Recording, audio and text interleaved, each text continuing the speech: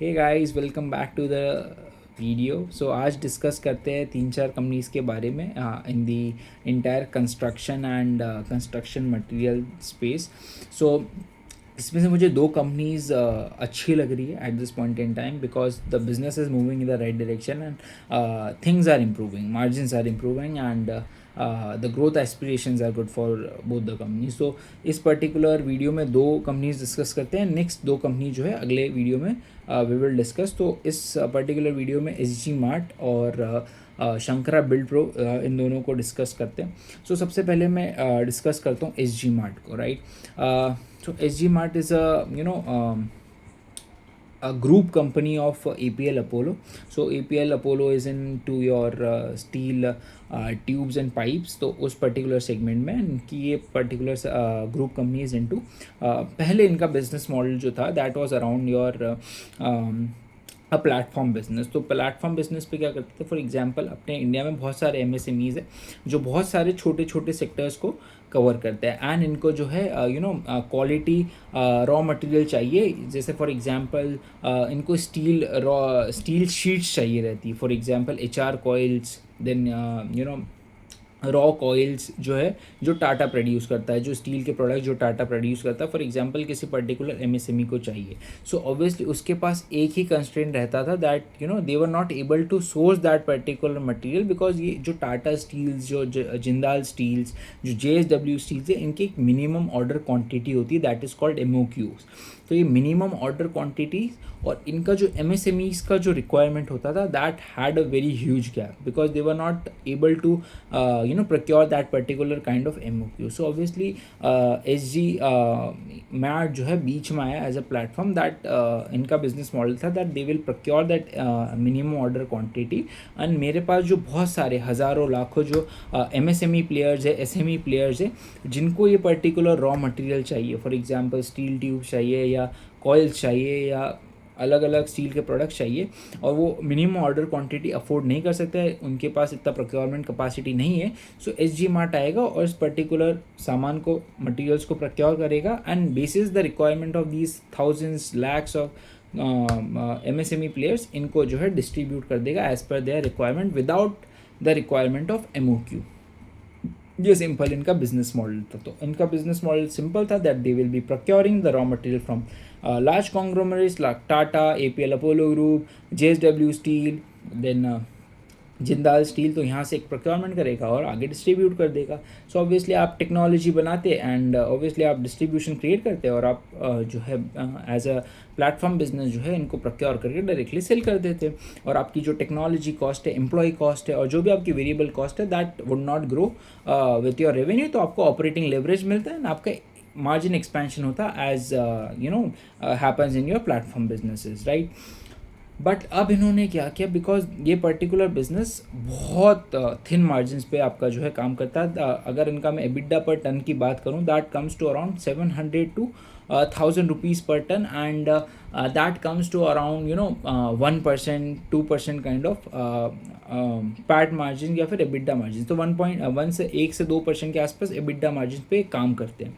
अब in case of any kind of volatility in the raw material आप जो है बहुत गंदे हिट होते हो। अगर पर्टिकुलर स्टील का प्राइस 10-12% अगर 2-3 दिनों में ऊपर नीचे हो जाए, सो आपकी जो ये रॉ मटेरियल की जो volatility in terms of prices you are not able to pass through. And आपने अगर ज़्यादा रेट पे ले रखा है कोई भी इन्वेंट्री एंड अगर प्राइसेस सडनली ड्रॉप हो गए तो you will not be able to pass on to thousands and lakhs of MSMEs। So वो बहुत बड़ी प्रॉब्लम थी इनके लिए। सो अब इन्होंने क्या किया है, they have pivoted their business from platform business या फिर ट्रेडिंग बिजनेस से, B2B ट्रेडिंग बिजनेस से आपने अब पिवट कर लिया है टूवर्ड्स वैल्यू एडेड प्रोडक्ट, जहाँ पे आपने क्या किया, यू हैव 4 सेगमेंट्स। तो पहले से B2B ट्रेडिंग था इस पर्टिकुलर गैप को ब्रिज करने के लिए, बट अब क्या हुआ, you are having 4 segments, right. सबसे पहला आपका B2B ट्रेडिंग जहाँ पे आपका एबिटा पर टन अभी भी लो है but you are supplying just because for the sake of volumes. ठीक है, and for the sake of distribution, because जो सेगमेंट या प्लेयर्स को या आपके जो भी B2B प्लेयर्स है, फॉर एग्जांपल अभी इन्होंने MSME और उसमें ये गए नहीं, large developers, contractor, EPC players को ही डिस्ट्रीब्यूट कर रहे। सो उन जो डिस्ट्रीब्यूशन आपने क्रिएट किया है, अब उन पर्टिकुलर लोगों को आप जो है अलग अलग चीज़ें बेच पाओगे। सो इनके जो 4 सेगमेंट्स हैं, इन्होंने उसी पर्टिकुलर चीज़ों में डाइवर्सिफाई किया। पहला इनका है सर्विसिंग बिजनेस। सर्विसिंग बिजनेस में क्या कर रहे हैं, ये स्टील की कॉइल्स आते हैं या छोटा मोटा जो भी आपके स्टील प्रोडक्ट्स है, उनमें आप कुछ कुछ वैल्यू एडिशन करते हो। For example cut to length, फिर आपकी वो जो आपके रूफिंग सोल्यूशंस बनते हैं, तो वो जो शीट्स बनती है वो आप बनाते हो फ्रॉम रॉ स्टील की शीट्स। तो ऑब्वियसली ये 3-4 चीज़ों का ये वैल्यू एडिशन करते हैं। बहुत छोटा छोटा स्लिटिंग्स आपने कर दी है ना, आपने जो है आपकी जो कॉइल थी उसकी आपने विड्थ को कम कर दिया। So obviously basis of the requirement आपने जो है उसको सप्लाई कर दिया। तो ऑब्वियसली अगर 10 मीटर की आपकी कॉइल की विड्थ थी, तो आपने उसको जो है 1 मीटर कर दिया। फॉर एग्जांपल मैं बात कर रहा हूँ। सो ये आपका बिजनेस मॉडल है कि basis on the requirements of the customer आप जो है कस्टमाइजेशन करके दे रहे हो। तो that is your servicing business. इसमें आपका जो है 1000 से 1500 रुपीज़ पर टन EBITDA पर टन जो है you are making on that. Third इनका बिजनेस है आपका माउंटिंग स्ट्रक्चर्स का। जो ये आपके सोलर पैनल जिस पर्टिकुलर माउंटिंग स्ट्रक्चर्स पे लगते हैं, वो जो है बना के SG Mart at this point in दे रहा है। आपके सर्विस सेंटर्स में ये जो आपके माउंटिंग स्ट्रक्चर्स है ये बन रहे हैं and they are supplying that. तो इसमें आपका जो है मार्जिन और इम्प्रूव हो जाता है। तो 3 से 5,000 रुपये EBITDA पर टन इसमें आप बना रहे हो। एंड आखिरी इनका है प्रोफाइलिंग बिजनेस। तो फॉर एग्जांपल ये शीट्स लेके आते हैं स्टील की, एंड ऑब्वियसली फिर डिफरेंट शेप्स एंड साइजेस में जो है मैशेस बना दी, या है ना कुछ आपने वैल्यू एडिशन कर दिया, कुछ शेप्स आपने हटा दिए। सो ऑब्वियसली वो पर्टिकुलर शीट्स पे आप जो है प्रोफाइलिंग कर रहे हो, है ना। बेसिकली अलग अलग शेप्स एंड साइजेस में आप करके कस्टमाइजेशन करके उसको सेल आउट कर रहे हो। सो उसमें आपका EBITDA पर टन 5,000 से 8,000 रुपीज़ पर टन के आसपास आप उसमें बना रहे हो। So obviously you are pivoting from B2B trading to pure play processing. तो जितनी आप प्रोसेसिंग कर रहे हो उतना ज़्यादा आपका मार्जिन इंप्रूव हो रहा है। अब ये जो आपका प्रोसेसिंग हो रहा है ये आपकी इन हाउस हो रहा है। सो आप जो है अपनी प्लांट मशीनरी, अपना लैंड बिल्डिंग जो है वो उस पर केपेक्स कर रहे हो। सो ऑब्वियसली आपके पास अभी कुछ अराउंड 7 सर्विस सेंटर्स हैं पैन इंडिया, और एक सर्विस सेंटर आपका दुबई में। अब जो है टारगेट है कि 5 से 7 सर्विस सेंटर्स ये हर साल ये ओपन करेंगे to cater to this particular growth, and वहाँ से आपकी जो है ग्रोथ आएगी। सो अब इनका बिजनेस मॉडल पिवट हो चुका है, राइट। अब इनको अगर इंक्रीमेंटल ग्रोथ चाहिए तो इनको हर साल केपेक्स करना पड़ेगा, हर साल नए सर्विस सेंटर्स ओपन करने पड़ेंगे। And that is one of the biggest problem जो SG मार्ट के बिजनेस मॉडल के साथ हुई है कि पहले ये प्लेटफॉर्म बिजनेस थे, अब जो है ये केपेक्स हेवी इंडस्ट्री में घुस चुके हैं। जितना केपेक्स करेंगे उतनी ग्रोथ आएगी, जितना प्लांट्स लगाएंगे, जितनी मशीनरी लगाएंगे उतनी ग्रोथ आएगी। सो हर एक इंक्रीमेंटल वॉल्यूम ग्रोथ करने के लिए आपको केपेक्स करना पड़ेगा। And you are into steel manufacturing, steel processing में, जहाँ पे केपेक्स भी हेवी होता है। बिकॉज आप जो है लैंड और आपका जो है बिल्डिंग का जो भी कॉस्टिंग है वो भी आप जो है ऑन बैलेंस शीट ले रहे हो। मशीनरी की कॉस्ट तो आपके बैलेंस शीट पे आएगी ही, लेकिन जो लैंड और मशीनरी जो बिल्डिंग की कॉस्ट है वो भी आप अपने बुक्स में ले रहे हो।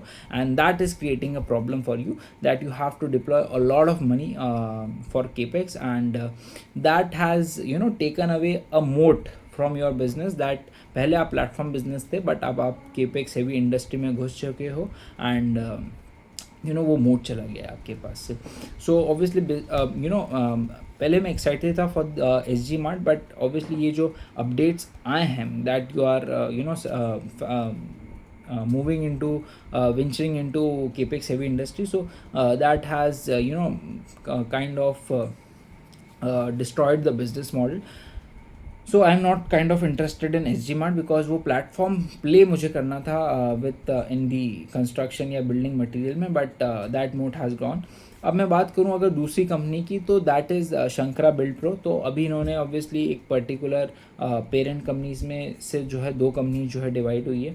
सो Shankar Build Pro is into your hardware, sanitary ware and that particular tiles, plumbing solutions, फिर आपके वायरिंग केबल, सो वो सारी चीज़ों में जो है ये डिस्ट्रीब्यूशन में. सो अगर मैं बात करूँ किसी हार्डवेयर की स्टोर की जहाँ पे आपको फॉसेट्स मिल जाएंगे, सैनिटरी हार्डवेयर, आपका जो भी हार्डवेयर का सामान है वहाँ मिल जाएगा, प्लम्बिंग सॉल्यूशंस है, पाइप्स है, देन अधेसिव्स है, फिर आपके टाइल्स है, तो वो सारी चीज़ें आपकी जो है हार्डवेयर स्टोर पे मिल जाएगी. So they are organised player in terms of hardware stores. तो इनके पास 130 हार्डवेयर स्टोर्स है जहाँ पे ये फॉर डिफरेंट ब्रांड जो है ये हार्डवेयर का जो सामान है, जो मटेरियल है, उसको सप्लाई कर रहे to distributors, to retailers, to your developers, EPC players, contractors. तो उनको जो है ये अपने दुकानों के थ्रू ये सारा माल बेच रहे हैं, राइट. अगर आपको कोई नल लेना है, फॉसेट लेना है, तो आप जो है इनकी दुकान पे चले जाओ. आपको कोई टाइल्स लेनी है तो आप इनकी दुकान पे चले जाओ. कजारिया, फिर आपका हिंदवेयर, फिर आपका अगर मैं बात करूं प्लम्बिंग सॉल्यूशंस में तो एपीएल अपोलो के, वीनस के आपके जो है पाइप्स है वो आपको यहाँ पे मिल जाएंगे. आपको टाइल्स मिल जाएगी, प्लम्बिंग सॉल्यूशंस मिल जाएंगे.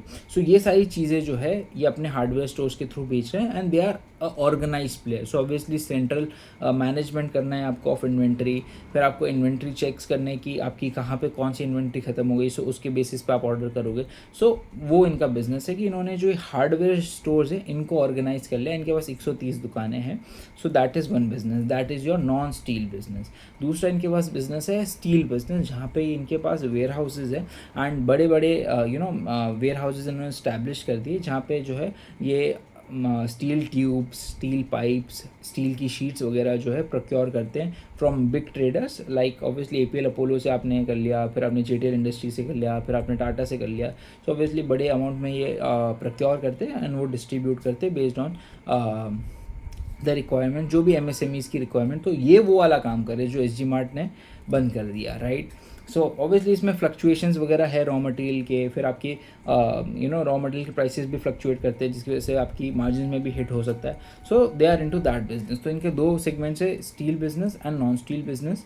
नॉन स्टील बिजनेस में आपके हार्डवेयर स्टोर्स है जहाँ पे आप retails, contractors, developers, EPC players इनको केटर कर रहे हो एंड आप जो है ये सारा चीज़ें आप बेच रहे हो, पेंट्स वगैरह वगैरह.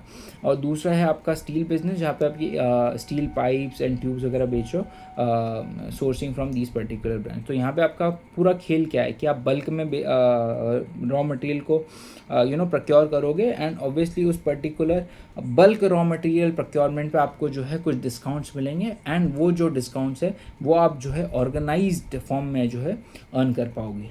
That is the simple business model. तो अब इनकी ग्रोथ कहाँ से आएगी? सबसे पहला तो ये आपने कोई स्टोर खोला तो वहाँ से आपकी ग्रोथ आएगी. जितने ज़्यादा आप स्टोर्स खोलोगे उतनी ज़्यादा ग्रोथ आएगी. दूसरा, ये जो पर्टिकुलर आपने स्टोर्स खोले, ये पर्टिकुलर एक स्टोर क्या ग्रोथ आपकी दे रहा है on a repeat basis, that is called your SSG, same store sales growth. अगर मैंने एक साल पहले कोई दुकान खोली वो मुझे अब कितनी ग्रोथ दे रही है, that will also count in your revenue growth. तो दो चीज़ों से आपकी ग्रोथ आएगी. सेम स्टोर सेल्स ग्रोथ, कितना एक्सपेंशन, कितना आपका पुरानी दुकानें, मैच्योर दुकानें ग्रो कर रही है, और दूसरा आप कितना एक्सपैंड कर रहे हो जोग्राफिकली वाइज. तो ऑब्वियसली आपका जो पूरा बिजनेस है that is concentrated in southern India. पूरी 130 दुकानें आपकी साउथ इंडिया में हैं and they are expanding there. So इनकी अगर मैं ग्रोथ टारगेट्स की बात करूँ, सो कुछ 20-25% का ग्रोथ टारगेट है इन टर्म्स ऑफ वॉल्यूम्स फॉर आपका नॉन स्टील बिजनेस, जो ये सैनिटरी और हार्डवेयर वाला बिजनेस है. और आपकी 20% की growth they are targeting from non steel में 20-25% की ग्रोथ टारगेट कर रहे हैं एंड आपकी स्टील बिजनेस में 20% की growth they are targeting, right.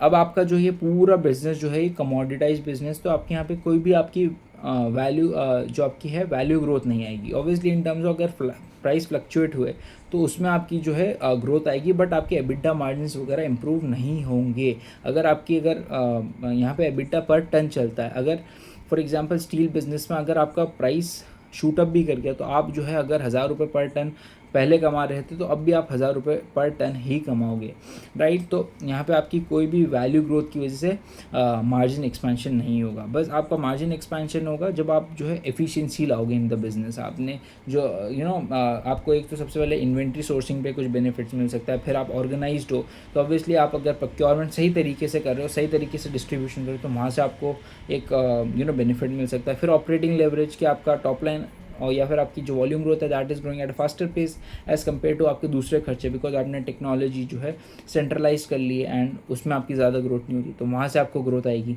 सो यही 3-4 फैक्टर्स हैं जहाँ से आपको मार्जिन एक्सपेंशन मिल सकता है। But obviously in a commoditise business कोई आपके पास मोट नहीं है, कोई आपके पास वैल्यू प्राइसिंग कोई भी प्राइसिंग स्ट्रैटेजीज नहीं है जिससे आप ग्रोथ ला सकते हो। So it's very hard to sustain very high growth, because obviously these hardware stores are deeply penetrated. अगर मैं अभी बाहर जाऊंगा मेरे लोकल एरिया से मुझे बहुत सारी जो है हार्डवेयर स्टोर्स मिल जाएगी। मुझे क्या फ़र्क पड़ता है मैं शंकरा बिल्ड प्रो के ब्रांडेड स्टोर से ले रहा हूँ या फिर मैं कोई कजारिया के दूसरे स्टोर से ले रहा हूँ, जो है एक पर्टिकुलर लोकल डिस्ट्रीब्यूटर है जो मेरे को कजारिया का सामान भी रखा है, उसने हिंदवेयर का भी रखा है, एंड मेरा अगर उसके साथ रिलेशन अच्छा है तो मैं उससे ले लूँगा, बिकॉज एज एन डेवलपर मेरा उसके साथ जो है टाइप्स रहते हैं। सो कोई एक मोट नहीं है यहाँ पे। सो एक पर्टिकुलर मोट नहीं होने की वजह से business is not that scalable. हाँ है, आप जो है हार्डवेयर इंडस्ट्री को अनऑर्गेनाइज से ऑर्गेनाइज की तरफ ले जा रहे हो, बट कोई स्ट्रैटेजिक मोट नहीं है यहाँ पे, राइट। सो अगर if anyone wants to track this company, because obviously 20-25% की growth they can easily do, but आपका यहाँ पे जो पूरा हार्डवेयर वाला सेगमेंट है that is facing mini headwinds. आपका पेंट में कोई ग्रोथ नहीं आ रही, आपका जो प्लम्बिंग सोल्यूशन है इसमें कोई ग्रोथ नहीं आ रही, आपका जो ये सैनिटरी वेयर बाथ वेयर वाला सेगमेंट है इसमें कोई ग्रोथ नहीं आ रही। सो ये इस पर्टिकुलर सेगमेंट में हेडविंड्स है, एंड जो इस साल आपका पिछला साल या FY26 वहाँ पे आपकी इतनी ज़्यादा अच्छी ग्रोथ नहीं हुई in terms of your non steel segment. So if anyone wants to track this business तो व्हाट यू शुड ट्रैक। इन्होंने एक ई-कॉम सेगमेंट भी चालू किया फॉर रिटेल कस्टमर्स, जहाँ पे आप you can buy their products from e-com website, तो वहाँ से भी आप बाय कर सकते हो। सो उसमें कितनी ग्रोथ आ रही है, फर्स्ट थिंग अगर कोई ट्रैक कर रहा है तो। दूसरा, स्टोर एडिशंस कितना कर रहे हैं ये, बिकॉज वहीं से आपकी ग्रोथ आएगी। तीसरा, वॉल्यूम ग्रोथ कितना कर रहे हैं, क्योंकि प्राइसिंग इनके हाथ में नहीं है, so volume growth is what matters. तीसरा है आपका सेम स्टोर सेल्स ग्रोथ क्या है, बिकॉज अगर मैंने कोई स्टोर खोला अगर वो परफॉर्म नहीं कर रहा तो फिर कोई मतलब नहीं है स्टोर एडिशन करने का। सो आई नीड टू ट्रैक कि मेरे जो पुराने स्टोर्स हैं वो किस पर्टिकुलर रेट से ग्रो कर रहे हैं। And margin stability is the key, because obviously आपका इनपुट कॉस्ट या रॉ मटेरियल कॉस्ट अगर फ्लक्चुएट करेगा तो इनके मार्जिन वाइप आउट हो सकते हैं। सो मार्जिन में वॉलेटिलिटी रह सकती है। सो ये 3-4 फैक्टर्स है जो one should track. And company is decent, because obviously hardware is entirely unorganized, and unorganise से आप ऑर्गेनाइज पे जा रहे हो, दैट इज़ गुड, बट कोई स्ट्रैटेजिक मोड नहीं है। सो ये 3-4 फैक्टर्स है जो if anyone wants to track, so ये है। तो SG Mart अगर मैं बात करूँ, they are shifting their model towards capex heavy business, so I would not like to invest. दूसरा आपका शंकरा बिल्ड प्रो, अगर मैं इसमें बात करूँ so nothing great in the business, but या अनऑर्गेनाइज से ऑर्गेनाइज की तरफ they are moving, so that is a good business model जो मैं एक्सप्लेन करना चाहता था। So I made this video. अगली 2 कंपनीज जो है that is Manaksia coated and second is your एरिस इंफ्रा सोल्यूशन। दोनों अच्छी कंपनीज है, दोनों में things are moving in right direction. Margin expansion की बातें हो रही, प्रोडक्ट मिक्स चेंज हो रहा है and things are moving in right direction. तो वो अगले वीडियो में डिस्कस करते हैं। Till then bye and will meet you in the next video and stay safe.